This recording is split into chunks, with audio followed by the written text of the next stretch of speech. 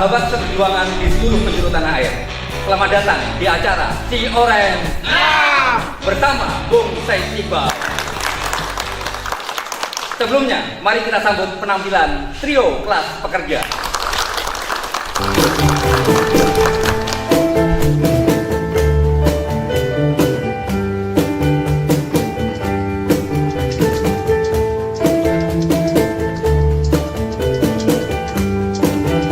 Hujan gerimis aja, ikan teri diasini. Jangan menangis aja, yang pergi jangan dipikirin. Hujan gerimis aja, ikan lele adik kumisnya. Jangan menangis aja, kalau boleh cari gantinya. Hujan gerimis aja, pergi berlayar ke Tanjung Cina.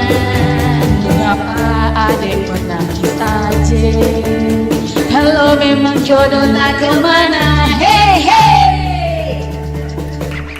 Acara hari ini adalah saatnya mendengar. Jangan lupa like, share, komen, subscribe, dan bunyikan tombol loncengnya. Sahabat seperjuangan, sebagaimana yang saya sampaikan tadi, hari ini saatnya mendengar. Yang dipandu secara langsung oleh Presiden Partai Buruh, Bung Said Iqbal, yang sekaligus salah satu pengurus pusat Perserikatan Bangsa-Bangsa yang berkantor pusat di Geneva, Swiss, atau yang biasa kita kenal sebagai ILO Governing Body. Dan pada hari ini, tema yang akan dibawakan adalah di negeri Pancasila, mengapa harus ada perbudakan modern. Ada dua orang narasumber yang sudah hadir bersama kita. Yang pertama adalah Siti Saano. Siti Saano ini adalah mantan buruh garmen di perusahaan garmen besar yang ada di Jakarta. Dan sekarang menjadi pemimpin buruh garmen. Dan tentu saja dia akan bicara banyak tentang bagaimana kondisi buruh garmen yang ada di Indonesia pada saat ini. Dan yang kedua adalah Sutrisno. Jadi laki-laki berbadan gempal ini adalah security di perusahaan agen outsourcing, perusahaan multinasional yang bergerak di jasa pengamanan. Dan selanjutnya, tanpa memperpanjang waktu, saya persilakan kepada Bung Said Iqbal untuk memandu podcast kita pada hari ini. Terima kasih, Bung Kahar. Sahabat seperjuangan di penjuru tanah air, di pelosok negeri Indonesia yang kita cintai, kembali berjumpa di dalam saatnya mendengar. Dua narasumber kita kembali berasal dari kalangan bawah, kelas pekerja working class. Satu orang buruh perempuan di industri garmen, dan satu orang lagi adalah seorang security yang juga berstatus outsourcing. Bekerja di sebuah perusahaan multinasional yang bergerak di bidang jasa pengamanan. Tak panjang kalam, kita sapa, kita dengar apa yang ingin disampaikan oleh Mbak, siapa panggilannya ya? Ano aja Mbak Pak. Ano. Ya, Mbak Ano. Kalau Bang Sutrisno panggilannya? Nino. Nino. Kita dengar Mbak Ano bagaimana menceritakan apa yang terjadi ketika Omnibus Law Undang-Undang Cipta Kerja nomor 6 tahun 2023 disahkan oleh pemerintah. Bagaimana nasib buruh-buruh perempuan, buruh-buruh laki-laki, khususnya buruh perempuan di industri labor intensif atau padat karya, terutama tekstil, garmen, dan sepatu. Silakan Mbak Ano, kita ingin dengar. Terima kasih Pak waktunya. Bismillahirrahmanirrahim. Garmen adalah, kalau kita bicara garmen, kita bicara tentang bagaimana buruh ditindas, bagaimana buruh tenaganya diperas, bagaimana buruh dengan kehidupan buruh dengan upah yang paling rendah itu membuat kita, kenapa ya? Kok ada apa dengan Indonesia gitu? Setiap kali kita melakukan riset tentang hidup layak atau tentang upah minimum atau tentang buruh perempuan apa di dalam pekerjaannya merasakan kekerasan atau merasakan intimidasi, itu terjadi semua di garmen gitu. Sebelum undang-undang Omnibus Law disahkan, baru dirancang aja, itu sudah berlaku di garmen-garmen, Pak. Contoh, tadinya misalnya kalau kita mau perpanjang perjanjian kerja bersama, itu di situ ada tunjangan-tunjangan yang harus dimasukkan. Nah, kalau perusahaan melihat ada tunjangan atau ada tambahan upah selain upah minimum, tidak mau, Pak, seperti itu. Perusahaan tidak mau memperpanjang itu. Faktor ini terjadi Gitu. akibat adanya Omnibus Law Undang Cipta Kerja ya, perubahan-perubahan Akibat kesejahteraan. omnibus law, itu Bisa akibat. dijelaskan lebih detail perubahannya apa, Mbak Ano? Perubahannya misalnya gini, tadi kita dapat tunjangan, misalnya tunjangan lama kerja atau tunjangan masa kerja. Dengan adanya Omnibus Law, tunjangan itu hilang begitu saja, Pak, gitu. Perusahaan hanya memberikan memberikan UMP gaji toh, pokok gitu. saja. Ya. Nah, Luar biasa tuh ya, Iya, siap. kehilangannya besar Iya, sekali ya. iya, Pak. Boleh digambarkan kepada kita semua sebagai teman-teman yang ada di seluruh pelosok tanah air, berapa rupiah kira-kira kehilangan uang itu akibat tunjangan yang hilang itu? Bisa dibilang sebulan itu bisa mencapai 400 sampai 500 ribu, Pak. Besar ya Gitu, buat besar. kawan-kawan buruh garmen ya, Besar yang sekali. rata-rata adalah masyarakat Iya, urban ya. Iya, Pak. Ya, terus Gitu. apalagi Mbak Ano? Terus tentang sistem kerja. Sistem kerja yang biasanya kita kerja dari jam 7 atau jam 7.30 sampai jam 4, itu sekarang tidak begitu, Pak. Kalau targetnya tidak sampai atau targetnya tidak mencapai, ini karyawan disuruh kerja tapi tidak dibayar lemburnya. Tanpa uang Tanpa lembur. uang lembur. Dan ini seperti fakta itu. ya. Ini fakta. Sebagai Ini riset yang kita lakukan beberapa kali dengan teman-teman DPD, DPC, ini SPN. riset secara ilmiah ya. Iya, siap, Pak. Temuan-temuan di lapangan Di ya. lapangan, iya. Dan saya yakin pemerintah dalam hal ini Kadisnaker bahkan Kementerian Tenaga Kerja paham itu ada temuan-temuan itu. Temuan itu sudah diberikan kepada pemerintah. Temuan-temuan itu sudah ada yang kita laporkan ke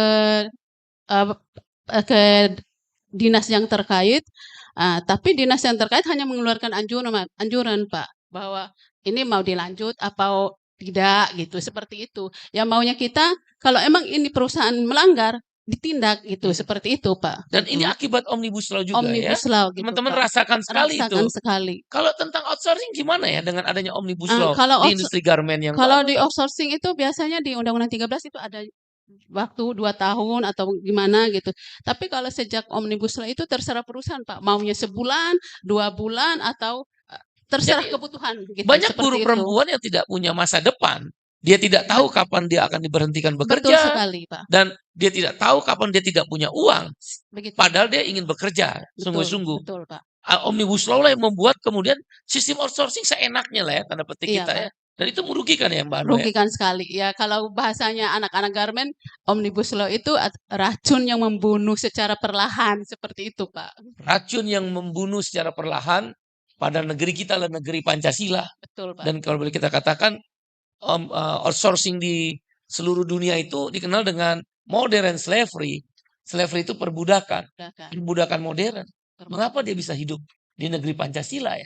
Itu yang harus kita yang harus kita perjuangkan gitu loh. Jangan sampai, kalau kita sih pengennya Omnibus Law itu tidak ada seperti itu, Pak. Nah, Mbak Ano, dengan sistem outsourcing yang kita tidak tahu kapan kita akan dikeluarkan. Upah di bawah upah minimum ada sebagian orang menerima itu.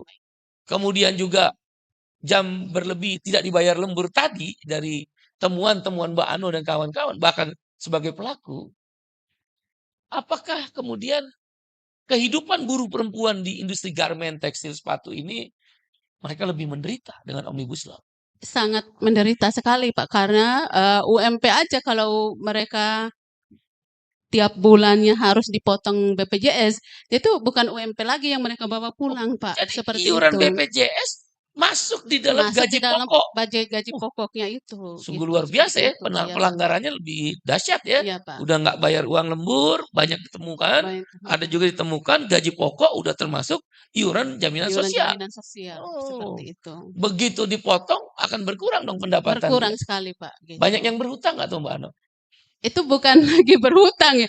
Pokoknya setiap tanggal 5 gajian itu rentenir itu udah berjejer di depan perusahaan, Pak. Saya jadi teringat Mbak Ano, di banyak industri tekstil garment sepatu ada beberapa rentenir yang kalau meminjamkan uang mudah, kemudian ATM untuk yang ATM gajinya itu dipegang oleh rentenirnya Iya, ya. seperti itu, Pak. Seperti itu ya. Seperti itu. Itu nyata di lapangan, Pak. Iya, ya. Itu. Dan itu buruh tekstil garment sepatu banyak sekali. Seperti itu. Itu pengaruh omnibus law. Kalau Betul. boleh kita tahu, Mbak Ano, tentu sahabat seperjuangan di tanah air pun ingin tahu Mbak Ano dalam melalui Forecast ini, outsourcing ini kemudian membuat upah yang tidak cukup juga untuk membiayai hidupnya. Pertanyaan kita, berapa sih upah minimum yang diterima setidaknya di DKI lah sebagai ibu kota? Upah minimumnya kalau 4,9 tidak salah juta. 4,9. Dipotong BPJS-nya berapa persen itu yang mereka terima, Pak. Terasa ya. Terasa Terus banget. apalagi potongannya Mbak? Potongan pajak, Pajak, hutang. ada. Kalau hutang itu udah pasti, Hutang. pasti banget gitu. Jadi untuk memenuhi kebutuhan pokok itu karyawan meminjamkan ke rentenir, kalau enggak ke pinjaman online itu seperti itu, Pak. Jadi untuk istilah sejahtera Pinjol itu, ya. Pinjol ini merajalela. Merajalela, Pak. Luar biasa. Bahkan Jadi- ada yang mau bunuh diri saya dengar ya. Betul, Pak. Mbak Ano pengalaman. Ah, Oke.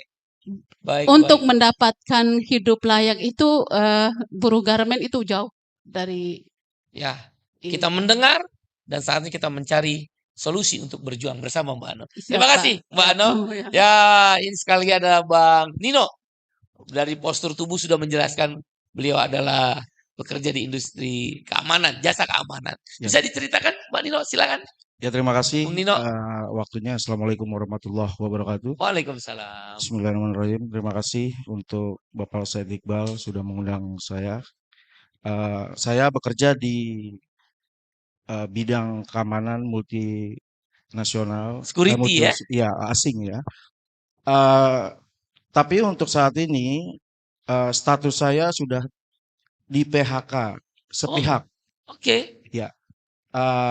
Mungkin itu karena dengan alasan-alasan perusahaan saya yang beralasan tidak sangat mendasar ya, tidak sesuai dengan Undang-Undang Ketenagakerjaan, dengan mengaku efisiensi.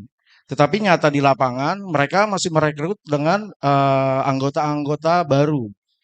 Yang saya pertanyakan, apakah itu efisiensi dengan mereka merekrut baru, sedangkan kita tuh yang lama-lama tuh di PHK. Sedangkan yang lama ini karyawan tetap ya Mas Nino Ya, ya? kami itu diganti dengan outsourcing. diganti dengan karyawan kontrak. Karyawan kontrak. Ya, itu pun oke. bisa dibilang no work no pay juga Oke. dengan sistem sekarang. Makanya kami sangat kecewa dan sangat-sangat sedih ya, karena secara tidak langsung itu memutus untuk menafkahi keluarga kami yang benar-benar saat ini memang sedang-sedangnya kita memerlukan biaya untuk anak-anak sekolah. Bang Nino ini sebelumnya karyawan tetap. Karyawan tetap Sekarang di PHK. di PHK. Bahkan ada teman-teman Bang Nino juga karyawan tetap di PHK diganti dengan karyawan outsourcing. Betul, Pak. Nah, Bang Nino kalau boleh tahu gajinya berapa? Untuk gaji itu kita tergantung dari seperti kemarin ya, contohnya itu masih ditangguhkan ya dengan pemerintah yang menggugat UMP ini. Ada yang memang sudah standarnya dari DKI, tapi ada yang di klien ini. Kalau kami ini kan bekerjanya itu kan tergantung dari klien. Oh, Bang Nino udah kemana aja Sudah tuh kemana aja? ditempatkan ya? Ya, Antara lain? pernah kita di Freeport untuk penugasan di sana di Freeport Papua. Oh, Di Gojek pun saya juga nah, udah pernah. waktu di Papua ada nilai tambahan upah nggak? Ada nilai tambahan upah, cuman itu sepertinya kalau menurut saya pribadi itu memang tidak memenuhi syarat juga, karena Kehidupan di sana sangat jauh kurang. lebih mahal dari upah yang Jauh lebih diterima ya. mahal, jauh lebih mahal. Bang Nino udah berapa tahun kerja di perusahaan multinasional jasa keamanan ini? Dari 2009 saya 13 tahun. 13 tahun. 13 tahun. Di PHK begitu saja. Di PHK Dengan alasan apa ya? efisiensi, Pak. Efisiensi. Efisiensi. Tanpa kita tahu jelas apa yang dimaksud efisiensi itu. Betul. Bahkan kemudian datang karyawan kontrak atau karyawan outsourcing yang dijadikan outsourcing di perusahaan pengguna ya. Betul. Oke, Bang Nino. Dengan di PHK ini penyebabnya Omnibus Law. Ya, itu sangat-sangat berpengaruh ya Omnibus Law ini. Ketika itu Omnibus Law itu diketok palu, mereka tuh langsung sebanyak mungkin mem-PHK teman-teman kami, karyawan-karyawan, karena upah itu, pesangon itu dibayarnya murah. Tidak sesuai dengan apa yang menurut Undang-Undang Tenagakerjaan yang sebelumnya, 13/2003. Jadi sepertinya seperti PHK massal gitu Pak Said. Oke, baik. Mas Dino, terima kasih ya Siap. telah berbagi pengalaman Siap. dan saatnya sudah mendengar. Kawan-kawan sahabat seperjuangan di penjuru tanah air. Kali ini kita sedang membahas tadi, apa Bung Kahar? Kita punya tema? Di negeri Pancasila, mengapa harus ada perbudakan modern? Kita bisa lihat. Pancasila mengatakan kemanusiaan yang adil dan beradab. Memberadabkan manusia adalah tanggung jawab negara. Dan pemerintah sebagai penyelenggara negara tentu kita bersepakat. Seharusnya memberadabkan kita. Bahkan sila kelima dikatakan keadilan sosial bagi seluruh rakyat Indonesia. Sebagai ILO governing body, saya sudah keliling dunia. Terminologi keadilan sosial atau bahasa Inggrisnya social justice, itu selalu mereka katakan no social justice without social security. Jadi kalau kita ingin menyatakan adanya keadilan sosial, maka harus ada jaminan sosial. Jaminan kecelakaan kerja, jaminan kematian, jaminan hari tua, jaminan pensiun, dan jaminan kesehatan. Dan kita, yang saya dengar juga Partai Buruh sebagai partai yang bergerak dengan konstituen kelas pekerja termasuk buruh, petani, nelayan, dan kelas pekerja lain akan memperjuangkan jaminan makanan, jaminan pendidikan, jaminan pensiun, jaminan air bersih, dan jaminan pengangguran atau unemployment insurance. Kita akan bahas nanti. Tapi yang kita sedih, tadi Mbak Ano, Mas Nino bercerita bagaimana kemudian sistem kerja outsourcing, ya, atau dalam bahasa Inggris lain precarious work atau casual work, itu menjadi bagian dalam sebuah kebijakan perusahaan yang kemudian perusahaan mengikuti aturan outsourcing, merubah kesejahteraan, merubah hubungan kerja, merubah upah. Betul ya? Maka hubungan kerja yang tadi misalnya dalam kasus Mas Nino, karyawan tetap ditempatkan di Freeport misal di Papua. Setelah datang kembali ke Jakarta sudah selesai di Papua. Nino ini kan karyawan tetap agen outsourcing jasa keamanan itu. Tapi karena dia nggak ada penempatan lain, dipecat dengan alasan efisiensi. Padahal dalam Undang-Undang Ketenagakerjaan nomor 13 maupun dalam Omnibus Law bahkan PHK atau pemutusan hubungan kerja harus minta izin kepada Pengadilan Hubungan Industrial.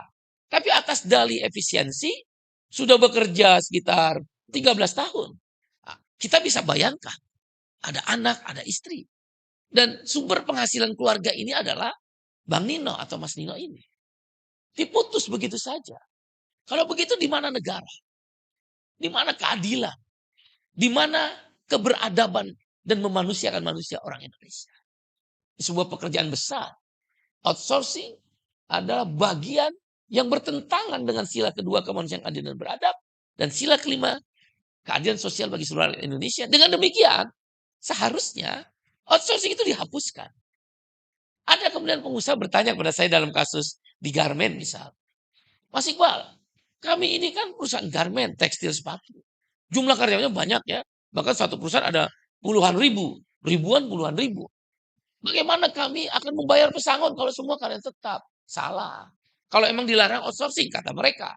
Saya bilang, undang-undang di seluruh dunia, dalam konvensi ILO nomor 87, tentang kebebasan berserikat dan konvensi ILO nomor 98, tentang hak berunding, itu juga diatur. Perusahaan boleh berunding dengan serikat pekerja ataupun perwakilan pekerja kalau nggak ada serikat pekerja untuk menggunakan karyawan kontrak. Bahkan perusahaan tanpa meminta persetujuan pekerja pun boleh menggunakan karyawan kontrak asal tidak melanggar undang-undang. Jadi untuk dalam kasus Mas Nino atau garmen yang tadi tiba-tiba dilakukan efisiensi, dia boleh melakukan kontrak tapi jangan melanggar undang-undang. Kalau dia pekerjaannya berulang-ulang terus-menerus, ya jangan dikontrak. dia harus menjadi karyawan tetap. Kecuali musiman. Misal katakan produk sepatu Nike ada tambahan untuk sekitar 3 bulan saja. Mungkin dikontrak 3 bulan. Tapi kalau diperpanjang lagi produk Nike itu sepatunya diproduksi di satu perusahaan sepatu, harusnya diperpanjang terus menjadi karyawan tetap. Dengan begitu, sebenarnya undang-undang juga sudah memberikan keleluasaan. Nah, karena itu, sebagai ILO governing body, saya bersama teman-teman serikat buruh di dunia selalu memperjuangkan, melawan istilah kita itu against the precarious works, lawan daripada pekerjaan outsourcing karena dia nggak punya masa depan. Upah terkadang di bawah upah minimum dalam kasus saudara Nino dan kasus pekerja yang tadi iuran BPJS-nya menjadi bagian dari upah pokok. Dan kemudian limit daripada jaminan sosial, jaminan kesehatan, tidak ada jaminan pensiun. Apa gunanya kita bernegara? Negara Pancasila mengajarkan kepada kita tentang bagaimana memberikan perlindungan. Kita tidak minta yang berlebih, tapi kita minta yang sebisa mungkin adalah hidup layak, pekerjaan yang layak. Sahabat seperjuangan di seluruh tanah air. Dua tamu kita, dua narasumber kita pada hari ini. Mengajarkan kepada kita bahwa kebijakan Omnibus Law Undang-Undang Cipta Kerja, khususnya dalam sistem kerja outsourcing atau precarious work atau modern slavery, perbudakan modern, sangatlah merugikan kaum buruh. Mereka adalah pelaku-pelaku yang ada di lapangan. Dan sayangnya, Omnibus Law menempatkan negara sebagai agen outsourcing. Saya pergi ke seluruh dunia. Outsourcing memang ada, tapi dibatasi jenis pekerjaannya atas nama kemanusiaan. Di Prancis misal, 67 jenis pekerjaan yang boleh outsourcing. Di luar itu tidak boleh. Di Jepang misal ada sekitar 100-an jenis pekerjaan yang boleh outsourcing. Di Indonesia sebelum adanya Omnibus Law juga dibolehkan untuk outsourcing 5 jenis pekerjaan. Security seperti kasusnya Bang Nino boleh. Tetapi tidak kemudian yang permanen dirubah menjadi outsourcing. Atau yang permanen, karyawan tetap dirubah jadi karyawan kontrak. Bahkan karyawan tetap di alasan efisiensi dengan alasan efisiensi dipecat. Bukan itu yang dimaksud. Security yang diperbolehkan untuk outsourcing. Cleaning service, tenaga kebersihan. Kemudian security, tadi tenaga keamanan. Cleaning service, tenaga kebersihan. Yang ketiga adalah catering. Ya, bergerak di industri makanan. Pekerja-pekerja di industri restoran, makanan, atau kayak kantin. Ya. Kemudian juga driver, supir, dan jasa penunjang perminyakan. Undang-Undang nomor 13 tahun 2003 memberi jalan tengah. 5 jenis pekerjaan itu. Tetapi di dalam 5 jenis pekerjaan itu dalam Undang-Undang nomor 13 juga mensyaratkan si karyawan catering, si karyawan cleaning service, si karyawan security seperti kasus Bang Nino, si karyawan driver, si karyawan jasa penunjang perminyakan, hubungan kerjanya dengan pemilik outsourcing itu dia harus jelas. Apakah karyawan kontrak kita kenal dengan PKWTT atau karyawan tetap PKWT. Tapi ini kan tidak. Sudahlah mereka melakukan pekerjaan outsourcing, karyawannya juga outsourcing. Karyawannya juga kontrak. Ini adalah perbudakan modern dan negara dalam Omnibus Law ditempatkan sebagai agen outsourcing. Karena negara melalui penyelenggara negara yang menentukan mana yang boleh outsourcing, mana yang tidak boleh outsourcing. Di seluruh dunia tidak ada pemerintah yang menentukan apa jenis pekerja yang boleh outsourcing, apa jenis pekerja yang tidak boleh outsourcing.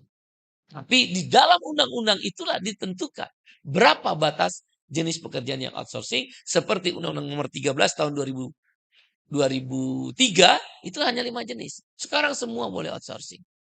Orang bekerja outsourcing seumur hidup kan? Benar ya? Mbak Ano ya? Sekarang gara-gara bahkan ada kejadian Mbak Ano kalau saya nggak salah usia 40 tahun atau 45 tahun ke atas diberhentikan suruh ngambil pensiun atau ngambil pesangon yang nilainya 0,5 kali, murah sekali, kemudian dipanggilnya jadi karyawan outsourcing. Betul kayak begitu? Ya seperti itu. Kebanyakan karyawan tetap yang udah bekerja lama itu akan ditawarkan mau mendapat seperti ini tapi kerja kembali sebagai karyawan outsourcing. Itu yang terjadi di garmen. Dan Pak, bahkan seperti upahnya itu. di bawah upah Di bawah minimum. upah minimum. Sahabat seperjuangan. Kita sudah mendengar di pelosok-pelosok negeri bahkan di ibu kota. Kasus Mas Nino, kasus Mbak Ano, dan kawan-kawannya. Banyak terjadi.